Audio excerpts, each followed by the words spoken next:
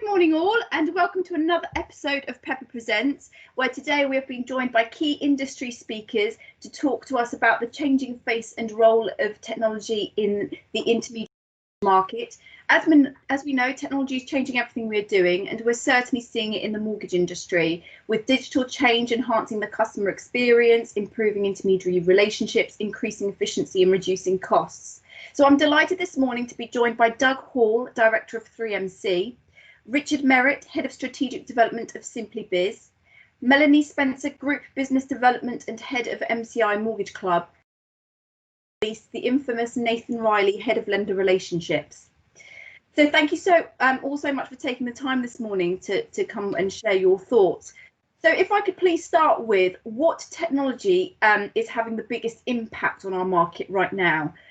Can I start with you, Melanie, if that's all right? Yeah, sure, not a problem. Yeah, that's fine. Yeah, I think technology in the advisor world, I think you're looking at more how can you improve efficiencies in today's environment. I think if you look at the longer term, when we look at APIs, etc., I think we need to kind of bring it back on thinking about what's going to help today. And that's focusing on what information can we get up front, either from the customer. You've also got how can your CRM system help you. I think if you look at being able to get information in a digital format from customers, and what I'm thinking there is you're more about your credit report, your AML. Is your CRM system doing what you need to do? I think, that's important. Quite recently, and you'll know this, Caroline, as well, is our group, so DPR group, did some Mortgage Insights survey recently. And just from that, we had quite a huge response about the technology side from brokers about their CRM. Having brokers that possibly aren't happy with their CRM system, is it doing what they need it to be done? And I can just pull out a couple of stats. So I think we had only 19% of advisors would recommend their own CRM system, which is relatively low. Luckily, on the eKeeper side, which is part of the group, so part of where MCI is part of, we had 49% which were happy. So that just proves that actually the CRM system in some of the cases is working. I think, but actually, in addition to that, what about things like Teams, Zoom? How are they interacting with their customers? And I think that just brings it into how are we coping today in lockdown? So I think for myself, if I summarise, you've got things like how are you being more efficient with your customers? How are you gathering information when it comes to the data side from the customer? Also then is how are you interacting with that customer as well? No, that's really valid points. What about you, Nathan? What are your thoughts? So I think Mel probably captured it perfectly, particularly with the move towards video conferencing. Who thought 12 months ago or so we'd all be doing this call over Teams? Obviously, COVID has prompted significant change in the market to adopt new tools like this. And I think it'll be interesting to see what the market does moving forward. I think when people are looking at cost and the amount of travel that the industry does in general, and particularly advisors, and how they can become more efficient and more profitable in the future, can we see Teams, Zoom, the rest all playing a bigger part as well? And I think advisors are embracing that. I'm not saying that face-to-face will disappear altogether, but I think we're all seeing the benefits of these new tools that have emerged. And I think the really positive thing alongside the benefits we're getting is the fact that it showed that if we actually want something to change as an industry, and if there's a need to change, we can do it very, very quickly. I think compared to other markets at times, FS mortgages can be slow to adopt new things. And we always look at our priority list and go, oh, where does APIs fit in? Where do kind of electronic ID&V portals, etc. fit in? But with everything on those kind of priority lists and the agenda, if we actually want it to happen, we can very much do it quickly. And I think with technology and what we've seen over the last 6 months, I would like to think that it's only going to be kind of pushed up the agenda moving forward, and people are going to be looking at it as a bigger piece of their business. Yeah, no, completely agree. Doug, what are your thoughts? I mean, what technology is having the biggest impact on the market right now, do you think? Well, I think any technology that can take time out of the current process is going to be encouraging for the market. You know, if we just put sort of into reality where we are and the position we have, all parts of the process, from dealing with a new inquiry from a client, right the way through to conveyancing and completion, all of those different segments have probably become longer because of COVID and all the implications that's created. So to just give you an idea, if you're sourcing a new inquiry, that same inquiry may well have just taken you half an hour previously with all the research tools that you might use, but that might now be taking you an hour for that same inquiry as a mortgage advisor. And the main reason being is that you're having to navigate through the COVID criteria challenges that we have, and that's before you then move into the process of going to DIP, and then the implications around sort of lenders' capacity challenges at the moment with all working from home, and then moving into the valuation side, which is going to be slower, and then moving into the conveyancing side. So for us as a packager, the key is to try and reduce those time periods, and any technology that can do that is going to be fantastic. So I think all stakeholders in the technology play have a challenge on their hands, from the sourcing tool through to the CRM tool, through to lender APIs and linking with brokers. So it's a challenging market.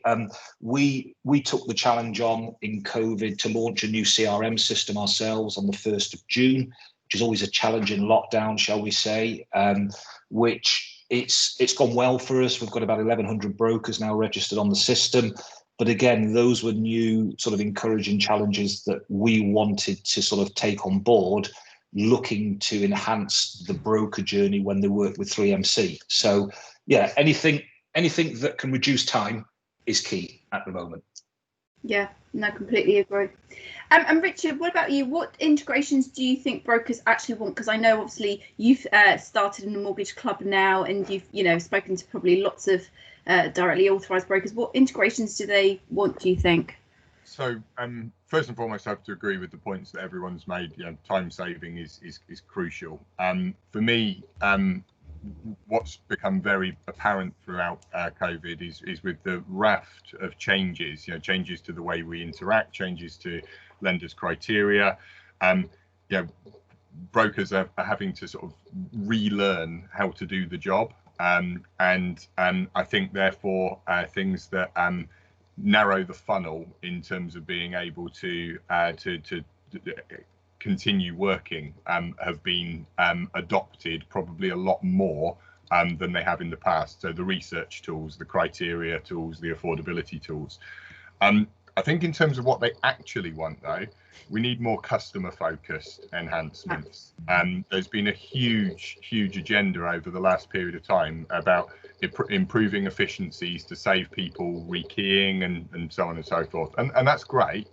But a broker now, we know from the stats that Nathan and his team at 27 Tech have shared so brilliantly during lockdown, that brokers are doing research at midnight and things like that. And a broker can key a case and knows what to do. They know the lender's system inside out. They can key that and get it done in half an hour, and it'll be no trouble. But what they can't do is necessarily stop the client from having to still go to the post office and queue round the block and post their passport, or have to print off a form to sign it if they haven't got a printer at home, and then get that back into the lender.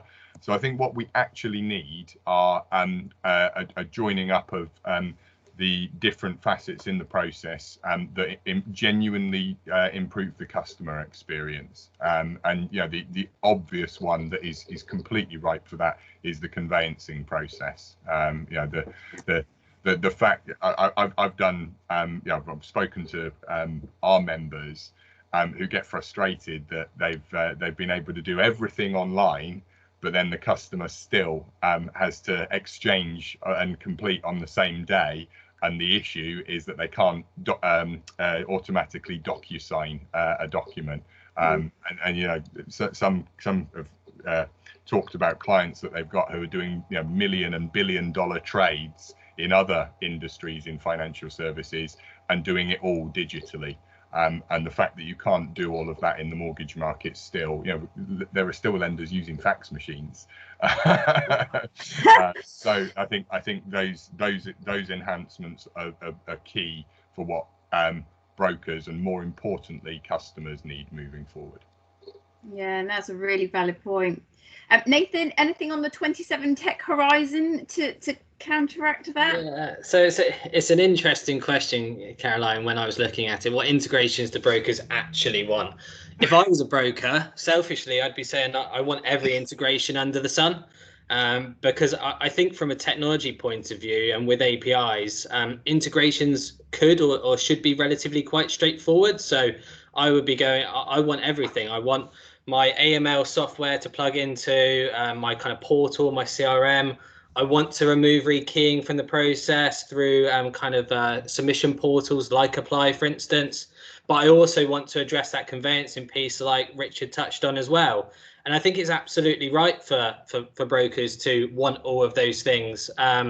You've also got criteria systems out there that I think are doing great things. And I'm not just promoting 27 Tech here. I think everyone in the market from a sourcing point of view is doing a really good job with not just improving the product side, but you've also got criteria sourcing and affordability sourcing, which are all, I think, driving efficiencies and time saving in the process, which is great and much needed right now. But in general, they all actually exist in isolation. So you'll do your product source, you'll do your affordability source, and you'll do your criteria source. But if I was a broker, I'd be saying I want all three of those touch points to interact. And I think that's where the market will start to move over the next 12 months or so. And if we're going to start joining these tools together, I would also say I want a central hub, a CRM, a portal, an ecosystem where my entire life cycle, my case exists. So I think as technology providers, we can't do that on our own. So I think we'll see more and more kind of strategic partnerships where we're leaning on each other to give that efficiency to the broker. Yeah. No, that's a really valid point. Doug, what are your thoughts? Yeah, I think it's interesting because I think don't disagree with Richard or Nathan on their points. I think the holy grail for a broker in reality is that the client has a portal for them to key on their fact find and upload documents, and then the data is keyed once and only once. And the advisor then advises off the back of the information that comes in. They will obviously build out the fact find once they're talking to the customer, be it virtually over the telephone or something like that. But a one point of entry from a data point of view to then enable the broker to then go into 27 Tech, Iris, whichever, eKeeper, Mortgage Keeper, to enable the broker to be able to do that, to then be able to go into the criteria checking, to then be able to speak to packages, of course, to then off the back of that, be able to supply their suitability letter to the client, be able to provide the quotes, to then enable them to do a lender dip without having to rekey to the lender system, to then do the app for, it's all, it's easy to say, but it's very hard in practice to do. Like Nathan was saying, I think there's a common goal here for all the stakeholders in the technology platforms to understand what they're good at, where they're good at, in what they offer, look to enable within a CS, shall we say, for the brokers. Yeah, no, agreed. What about you, Mel? What are your thoughts? Yeah, I agree. I think we're all trying to work towards that commonality of that value chain, aren't we? That, if you've got the customer, you've then got the broker, you've got the lender, and how are we improving efficiencies? And I think we're all doing it, and I think we're all doing it in some sort of format. I think, you're going back to that customer point, I think, Doug, that you said, ultimately, how are we helping that customer as well? And you talk about the portal side. And, thinking about customers' expectations these days, I think personally, expectations are changing from a customer's point of view. I think customers are going online more.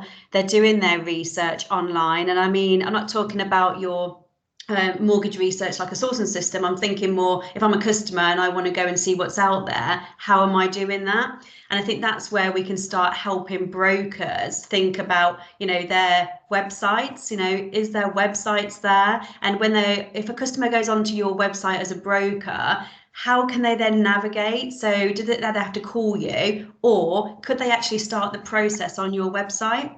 I think that will be key as well, because that talks about lead generation. So if I'm a customer looking at 8 p.m. at night, can I actually start researching the market and have a look? And as a broker, how do I know that that customer's gone onto my website and then got that lead? And then when they could go on from there is, has that customer actually started engaging with you, where you can get those details within your CRM? And then you can then contact that customer on the back of that. And I think that starts a journey off nicely, because the broker might even have 30%, 40, 50%, depending on how much data already about the customer. And I think, Nathan, that leads on with what you were saying about the portal side. And then you've got the documentation that they could upload as well. Yeah, no, great. And also from the customer experience, it's much better as well, actually, because I know, having recently looked at insurance because I'm moving home, I put details in and on somebody's website, and I'm just waiting for a call back if I do or whatever. So so I think if it's all linked up, that would be great. No, that's great. So what do we think a broker suite of technology will look like in 5 years' time? Richard, can I start with you? Incredibly different again. Well, if you look back 5 years ago, there was a variety of things that we couldn't do. I mean, if you look back 10 years ago, we didn't all walk around with an iPhone in front of us and looking down and not talking to each other, did we? Although I think that would be very different moving forward now. Now we've not been able to go out and see each other for quite a while. I think the key thing for me, and I echo Mel's points about lots of customers doing their own research, but what this has really brought home is the value of advice. For a customer at the moment, if you're self-employed, if you're a first-time buyer, if you earn bonuses, if you're in any way specialist, we've seen increase in vulnerable customers because of the number of people who've had to take payment holidays. And it's an absolute minefield, more than it's ever been, because so much is changing on a it was daily basis, certainly throughout April and May, calmed down a bit, but I guess we'll probably see a little bit more frequency of change. So for me, I think that suite of technology, whatever it is, and I don't know, but it will be things that improve efficiencies. So going back to the points that Doug's made around time, but all things that are an aid to advice. Because I think advice is the crucial point for all of this. Technology isn't. I'm actually really, really glad that horrible phrase robo-advice has sort of disappeared from the market over the last couple of years, because I don't believe in it. I believe in the value of the intermediary, the value of advice, but it's about enabling customers to interact in the way that they wish. So taking Mel's point again, if they want to do their own research, if they want to upload on a customer portal, they can do that. And then it allows the broker to spend more time with them, discussing the important things, which are the soft facts, the hopes, dreams and aspirations of the customer, that actually will drive the decision and the advice that they need. Yeah, no, completely agree. Nathan, anything to add on that point? Yeah, so I think I was trying to locate my crystal ball for this question, Caroline, but I couldn't find one, unfortunately. I think to Richard's point, I think it's very, very difficult to look 5 years into the future right now, because there's been so much change in such a short period of time, and there's so much emerging technology that something we didn't know about 12 months ago could be the next best thing 12 months down the line from here. So when I was kind of putting together my thoughts on this question, I wanted to kind of think about the here and now and what we could do better that will hopefully be delivered on over the next 5 years. For me, I think there's kind of 6 steps to the mortgage process. So you've got your lead generation or your lead attainment, you've got your engagement piece, you've then got research, submission, completion, and then finally how you retain that customer. I think looking at all 6 of those steps right now, there are tools in place that hopefully aid the broker with giving the advice that at 27 Tech we completely agree with Richard is really, really important and something we believe in as well. But there is still too much manual intervention with all 6 of those steps. As we all know, the lead side, a lot of brokers' business is typically word of mouth. I think that's great, and they're very, very successful off the back of that. But to Mel's point and what Richard reiterated, I think the website piece is going to be bigger because the next generation will want to go online at 11 o'clock at night, at midnight, and look at the broker, see whether they are the best fit for their mortgage. But they aren't just going to complete a web form to say, give me a call back tomorrow. I think they're going to want to assess whether they are mortgage ready, and not just looking at necessarily best buy tables, but actually what kind of pre-qualification elements can the broker serve up to the customer in that website to make sure it's a more informed conversation with the customer when that happens as well. So I think that will start to happen, and brokers will start to adopt technology like that. I think the engagement piece we've all talked about, client portals, giving some self-service back to the customer.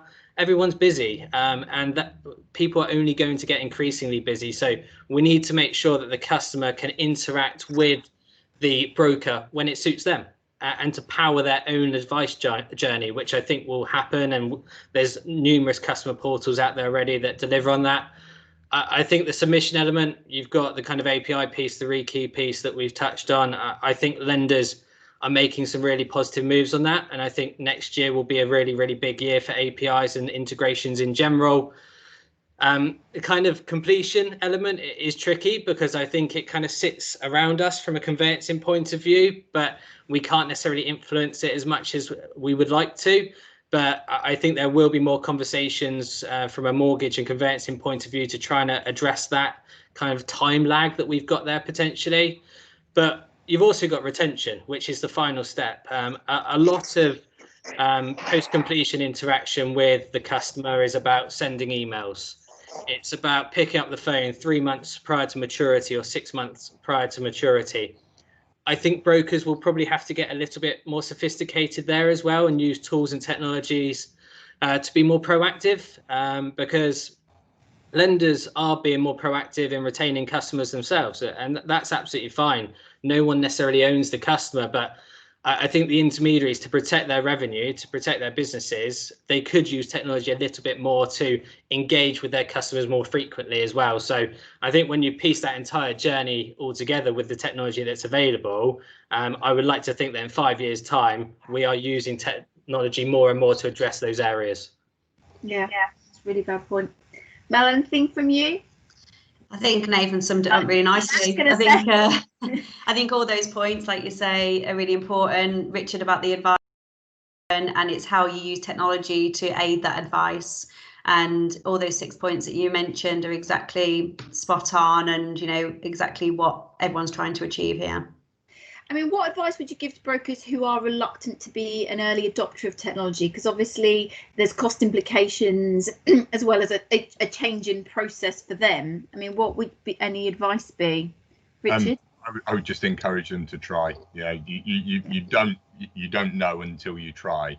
And you hear motivational speakers, you hear experts in every single field, in every walk of life say all the time, that they learn from their failures. And it's a hell of a lot easier to try something and take on the cost of a £10 a month subscription or a £15 a month subscription than it is to invest hours of trying to recruit potentially the wrong person and salary and everything else. And it sounds sort of harsh saying that when we're operating in the employment market that we currently are, with so many people, sadly having been furloughed, made redundant, and I think there'll be more to come. But ultimately, you need to try new things to see if they will work. And I think where we've sort of seen the brokers who have really succeeded or seen their businesses flourish throughout this period, it's been those who have sort of looked at and done a bit of critical analysis on where they are, and then put in improvements to enhance, and a lot of that has been related to their use and engagement of technology. And just sorry to interrupt. I mean, just a quick question for me, actually, Richard, on that. So, have you found that if you've got, like, for example, a broker who's just running their own firm as opposed to having lots of, staff behind them, would you still provide them the same advice to adopt technology? Because obviously they may be mindful that, how can they kind of embrace technology, learn all this new stuff while running a business at the same time? Well, I think that's where our role as a distributor comes in, to be able to provide that support and insight to help them run their business. And that's our MO at SimplyBiz, is to be able to provide them with the solutions, the advice, and that they need. And I think ultimately it comes down to their objectives. There isn't a one-size-fits-all approach. I've spoken to people where my advice, actually go out and recruit, because that sounds like it's the right thing for you. Because again, it comes back to that advice piece. If they've got an influx of leads and they need more people to advise the customer, then I certainly wouldn't say go and get a bunch of technology to find the solution, because the human value of advice is most important. So I think it does really come down to each individual firm, each individual broker, and what their MO, what their objectives are. Yeah.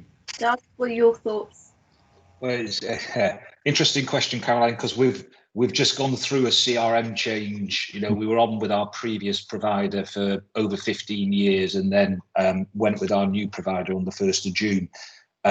It's been a fabulous journey, insofar as from a learning experience, and how we engage and how we adopt. We spent probably 12 months prior to launch looking at how the designs work and testing and learning in the system. Is it the finished article for us yet? No, it's not a simple job for a broker in any way, shape or form, or a packager to adopt a new CRM system. I think the key, I would always say, is make sure you're working with a provider that's prepared to work with you. And that's always a challenge in some areas, because every business has its own different needs. Just going back to the previous question, around 5 years' time, I'm just putting this out there. If we were to look at one thing, I think lender APIs have to move quicker than it's taken far too long to get APIs out there properly and done with the majority of lenders. I know different firms. I know 27 Tech. I think it's Mortgage Apply, Nathan. There's different things going on, but it just seems to be taking too long, and it's too long from a broker's perspective. So if we go back to the one-man band scenario, do you recruit? Do you need to recruit if you get the API links? Because you're taking, if each dip takes 15 minutes, 20 minutes to key, and then a full application takes another half hour, if you can press a button and upload it in 5 minutes, then that just brings a different angle to your business. And as I say, I just think the APIs need to move quicker than what they are. I think lenders need to be more open in a variety of aspects, though. Regardless of technology changes, I've been in advice for over 20 years, and the single most common asked question is from a customer is post-completion or just pre-completion, how much is my first payment going to be and when's it going to be taken? And 9 times out of 10 as a broker, you can't answer it. Really? Wow. Gosh. Because it depends on the day of completion. The first payment is always unique to the customer, depending on the mortgage amount, the rate, and the day of completion. And I can think off the top of my head one lender who shares that information with the broker post-completion, who sends out an email to the broker or a text message to the broker and says, here you go, this is what your customer's first payment is going to be. So, given that that's for everyone, but for me as an advisor, that was always the most commonly asked question, and it's one that you can't answer. That is a small example, a microcosm of the fact that the point Doug's made about lenders needing to be more open with APIs. They need to be more open with everything, so that that value chain is joined up from lender to broker to the benefit of the customer. And that is how we change this. You constantly hear mortgages are too complex, we need it to be frictionless and more straightforward. Little things like that enhance that journey. Yeah, wow. Gosh, that's a small piece, but actually really valuable. It's one of those things that actually you kind of take for granted that you would have it. Actually, that's really interesting. Mel, what about you? What are your thoughts? What advice would you give to brokers? Be brave enough to try, like you say. I think a lot of these products that are on offer are off-the-shelf products as well, don't forget. So it's not products like, I know, did you say, Doug, you've created your own CRM system, or you've bought? No, we've taken a license with a provider. Okay, so some people might think, well, I haven't got time, I don't have the ability to do it. Whereas if you're buying an off-the-shelf product, then you'll find that if technology is built by technology providers like ourselves or like 27 Tech, etc. I think it's important that you speak to us, you get advice from us. What is it that we can provide you to help you? You might not even know what you want as a broker. And I think that's where distribution routes like ourselves, we're going to help you, guide you on where efficiencies can take place and what's actually out in the market. And I guess, it's being brave, try it. You might be able to get a free month. The things that you can do that can help you and support you if you're thinking it's the cost element. I think there's always talk that can happen. I think as a broker, just speak to us. Yeah, no, that's great. Any final thoughts from you, Nathan, on that? Yeah, so I guess from my point of view, I think it's okay to not be an early adopter, which is very, very controversial from a technology provider to say that. I think it's about, like what Richard said previously, it's about making the right decisions for your business. Brokers, advisors have got the market share they've got because they are incredibly good at what they do. So I don't think you need to rush out there and tear your business apart to simply embed technology for the sake of it. I think it's addressing the perceived weaknesses or inefficiencies within the operation and then building from there and taking on board what Mel said, being brave. So yes, you may have had the same system for X number of years and it does the job, but you can see from time to time it is wasting your time, or there's a little bug in the system that frustrates you. Try something else, be brave, but only address those weaknesses that you think you need to address. I think technology will change the market, and it's changing it already, but advice isn't going to be wiped out by technology. It is my view. But if you're not looking at technology at all, I think that is a concern and that is an issue, because if you look at what's happening in other markets, and everyone talks about Amazon every single day and what's happened to the high street there, we can't get complacent just because we're doing very, very well as an industry and as a community right now. So it should always be on the agenda and should always be something you're considering. Yeah, no, completely agree. And finally, how can lenders support brokers with technology? I know we've just spoken about the speeding up of APIs. Is there anything else that lenders can do? I think what Richard said, communication, isn't it? How are you as a lender communicating with us as brokers? So, and that could be simple of case updates. Why are brokers still calling you and spending an hour waiting to get through? I'm not on about you, Caroline, personally. I'm about lenders. I could have asked that question. No, with lenders in general, why are we spending an hour calling to get a case update? Is it that, we need to have more updates because I guess you've got that chain of the customer. They want to know what's going on, especially with the long delays at the moment with the turnaround times. I think communication is obviously really key with this. And also, what about sharing of, the signature side? Are you accepting the e-signatures? Are you accepting the ID verification? What is it that can actually be sent up the chain rather than having to duplicate that? And I think those are kind of tiny steps that can probably help until these APIs are fully ready. Yeah, no, agreed. Doug, what are your thoughts? Oh, do you see? I'm going to repeat. easy. I'm going to repeat myself. It starts with an A. It's got an I at the end, and it's got a little P in the middle. And it's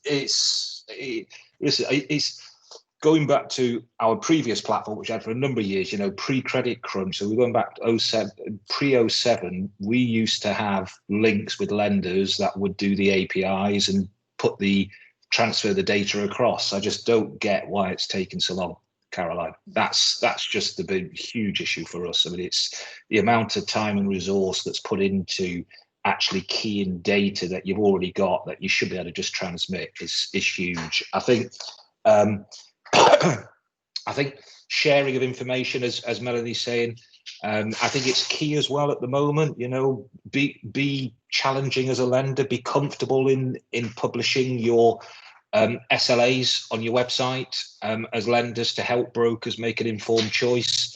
You know, the advice piece has changed over the last sort of 6 months. You used to have, in effect, when you were looking at given advice, you would tend to work off a total to pay over a given sort of period of time when you're looking at the sourcing tools to arrive at, assuming it fits the criteria. And that used to be, in effect, the big sister, and then service was the little niece, whereby a lender's service was all much of a muchness. I think those two parts in the advice process have probably become sort of like twin sisters now. You know, there's lenders out there that are having greater challenges than some other lenders. And it's important that the advisor understands the client's needs and what the end goal is. You know, if there's no rush, then, you know, all lenders are in play. If you've got a completion, you've got a purchase and you need to complete, and you need to complete quickly, then there's certain lenders you probably wouldn't go to at the moment. So I think lenders just publish the information, give the brokers the choice, and keep your portals nice and clear so that we don't have to spend an hour on a phone trying to call you to speak to lovely members of staff. I think added to that, whatever is possible that lenders can do to empower their BDMs, because you know we're all coping with the horrible hand that we've been dealt by 2020, and you know everyone has done a remarkable job to sort of drive the industry forward, but there's a massive reliance at the moment on a good quality BDM, and Doug just alluded to it with, you know, that confidence of and faith that you're going to get an application through with a lender. And I think the more lenders can do to empower their BDMs, support their BDMs to be able to do the job that they're there to do, which is help brokers get good outcomes for their customers, then whatever enhancements technology allows them to do should be adopted to support that, because ultimately that's the thing that will keep the wheels turning, keep good business volumes coming in, and most importantly keep getting good outcomes for customers. Quickly, Richard, I know we're just slight digressing, but with empowering the BDM, are you talking about also giving them some sort of credit risk knowledge so that they are able to assess a case, almost in effect of the like being an underwriter but not, if that makes sense, having the ability to kind of look outside the box? Not necessarily. If that's not right for you, that's not right for you, and you don't want, you know, you want skilled people in the right areas and looking after the right things. I think if you've got, you know, if you are a specialist lender that's playing around in the niches, you know, self-employed, really good example at the moment. It's tough to get a mortgage for a self-employed individual, and that's because a lot of lenders, you know, for reasons that we understand and accept, have had to take a sort of fairly blanket approach because they haven't got the capacity to drill down into the detail and truly underwrite a self-employed individual. So a lot of them have sort of said, okay, well, we're going to put in different measures that basically make it a bit tougher.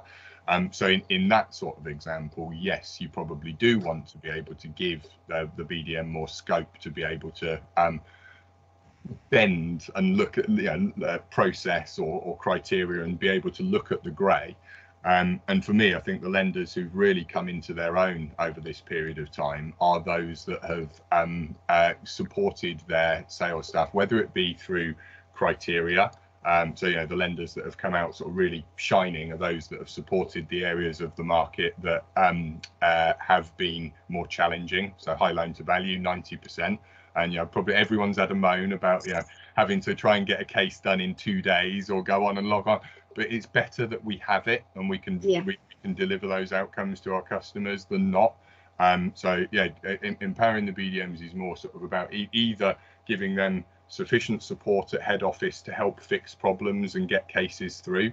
You know, there's nothing worse than having to call a customer and say to them, you know, they've just had their offer, but they can't exchange because the offer hasn't been released to the solicitor, and you've still got to phone up to get it sent electronically. So it's about looking at the the ways that you can improve those efficiencies in process, whether it's more telephony support, whether it's more efficiency, that enable the people involved in the value chain to be able to do a good job and be able to do their best. Because there's a lot of sales staff in particular at the moment that can't do their best because they're hampered by inefficiencies in process, and that's where it needs to be adopted. That's interesting. Yeah. Sorry, Caroline, just to add on to Richard's point as well, I think what's interesting is how the packages have adapted from a technology play with their lender partners. You know, a number of packages out there pre-COVID had on-site lender underwriters coming into their offices, in effect processing cases, producing offers. It was like a mini head office within a packager's office of different lenders. 3MC ourselves, we had 7 on-site physical underwriters pre-COVID. During COVID, we've moved to 13 different virtual on-site underwriters now. So our underwriters, case processors, are engaging with lenders virtually and dealing with the actual decision makers, which a number of packages are doing, by the way. So it's a good sign, one, how lenders have adapted to the technology play. We now have a timetable on our TV screens of when we're zooming with who at what point and those times, and it's right across the board. So we can jump in and out of those conversations as and when we need to see how we're getting on with our cases. So it's been an exciting time, and it's only going to get better, I think, you know, from a technology play as we do move forward. No, that's really great. Thank you. Just to add to that as well about the value of a BDM, I think there was always that kind of question, hasn't there, on, you know, BDMs out there. You've got all this technology that's obviously, this is previously to COVID, by the way. And if we look at today about COVID and the value that actually they're so important, just want to put a bit of a technology spin for like BDMs as well. I think when I'm speaking to certain lenders, etc., it's like over BDMs, it's like, well, what CRM system are the BDMs using? And sometimes they don't have that, and I think their patches are getting so much bigger, and like you say, because they can cover a bigger area because of it being online and helping support different areas. Is it that, you know, the BDM should have some sort of good CRM system that can help them understand who their brokers are, where their cases are? You know, they might even be able to get case updates on there as well. There's so much you can do about a CRM system. And I think it comes back to that. It's not just about the broker, it's about the actual BDMs as well. And again, that's something that, you know, we've got as well with regards to CRM systems for BDMs. Yeah, no, that's really insightful. I know we've set up we've got like a Salesforce CRM system, and it works incredibly well. So we can only endorse that too. So, Nathan, any final thoughts from you? So I would agree on the API piece, definitely, but I think lenders are getting there, and I think we would be further down the line with that this year if they hadn't had to deal with a global pandemic. So I think that is the excuse for this year. But from the conversations I've had recently, particularly since the market settled slightly, it feels like APIs are very much a talking point again, and it feels like next year we are going to see that change, definitely. Outside of the API piece, and again focusing on BDMs, although it does feel like we're kind of broadening their role from the conversation we've had, I think BDMs could also play a role in educating brokers on technology. I think we all go to industry events, or previously did pre-COVID, where we'd have the big blue sky thinking presentations about technology, open banking, what the world is going to look like in 2025. But actually, beyond that, I don't believe lenders are necessarily speaking to the everyday broker, the one-man band, about their technology and how the lender sees the market moving as well. And I think if lenders were more transparent with their BDMs and were able to empower their BDMs to have those conversations with advisors, I think that would really, really help as well, because I think brokers can drive technology, but if the lenders aren't driving technology, then you get a disconnect. So ideally, you want the lenders informing the brokers so they can make decisions off the back of it. So I think if lenders, like I said, can feed that into BDMs a bit more, because being a broker is lonely. If you're a one-man band, if you're in a small firm, Yes, networks and clubs do a fantastic job, and so do the packages educating them on what's happening from a technology point of view. But lenders are also part of that supply chain, so could do their bit as well. Yeah, no, completely agree. Right. Oh, well, that's been absolutely brilliant. Thank you so much for all of this. This has been really insightful. Sadly, that's all we have time for. I could talk to you all day, to be honest. But yeah, sadly, I don't think everyone would be able to be around all day. But I hope that those who have been listening today have found this session extremely useful. I know I certainly found it insightful. Technology is certainly revolutionising the mortgage market, and I think will continue the market to innovate the market even better. And as you say, if we don't get on board actually and become complacent, you know, we may be missing out on lots of opportunities. So get on board now. I just want to thank you all for attending today. I really, really appreciate all the time, because I know how incredibly busy you all are running your businesses. So thank you so much, and thank you very much from Pepper as well. And that's it. Thank you very much. Thank Goodbye. Thank you. Thank you then. Bye.